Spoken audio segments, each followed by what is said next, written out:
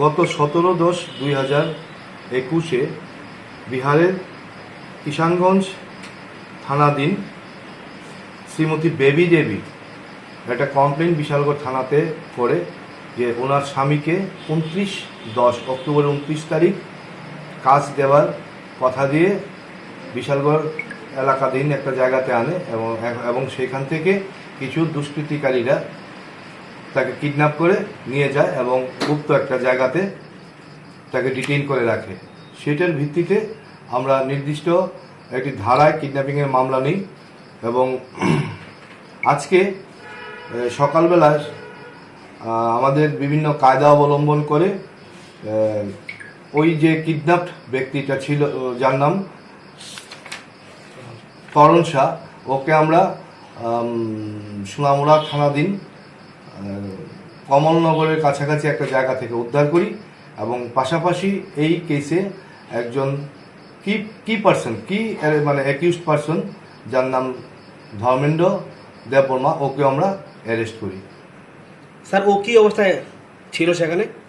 সেখানে আমরা অক্ষত অবস্থাতেই ওকে আমরা উদ্ধার করি।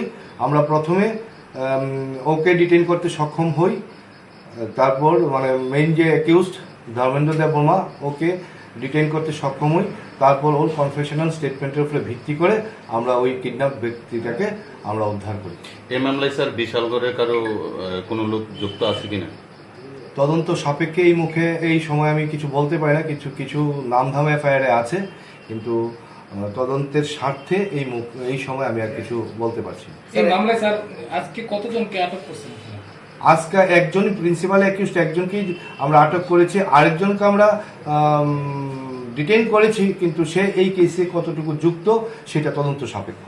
কি কারণে কিডন্যাপটা আসলে? 25 লাখ টাকা ডিমান্ড ছিল ওর প্রতি। বিহারের বাসিন্দা, করণ শাহ বিহারের বাসিন্দা, বিহার থেকে এখানে এসেছিল কাজের সন্ধানে।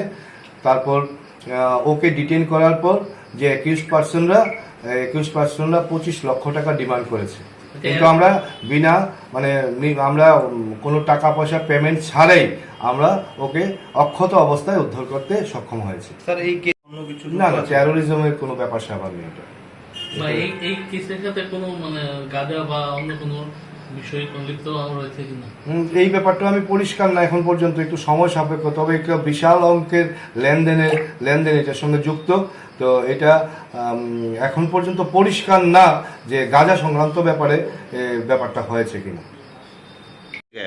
सर वो ये है ना देबू ले आके उसके हवाला किया। कहाँ पे? वहाँ जंगल में। हाँ। बोला इसको ये करना, खाना उना देना। हाँ। तो ये बेचारा हमको खाना उना दे रहा था। अच्छा, ठीक है, उसके बाद हम कुछ नहीं जानता सर। देवंडे के पास देबू पहुंचे आपको? हाँ सर। तो कमल कौन है? कमल ये का है, गोविंदो का भाई है। सही बोला। कितने पैसे में तुमको इधर रखा है? मेरे को पैसा क्यों नहीं है? मेरे को 25 लाख मांगा था। किसने हम गरीब मांगा? आदमी, खाने के लिए मेरे पे पैसा नहीं है। पैसे किसने मांगा था? ये देबू और गोविंदो। बिहार से इधर कैसे आया? ये हमको भेजा कमल। कमल क्या? हाँ, कमल नाम का लड़का है। पूरा नाम बोलो, कमल क्या? पूरा नहीं जानता। पूरा नहीं जानता। कितने दिन तक इधर था? ये हमारा हो गया सर 20-25 दिन हो गया। 20-25 दिन हो गया। सर।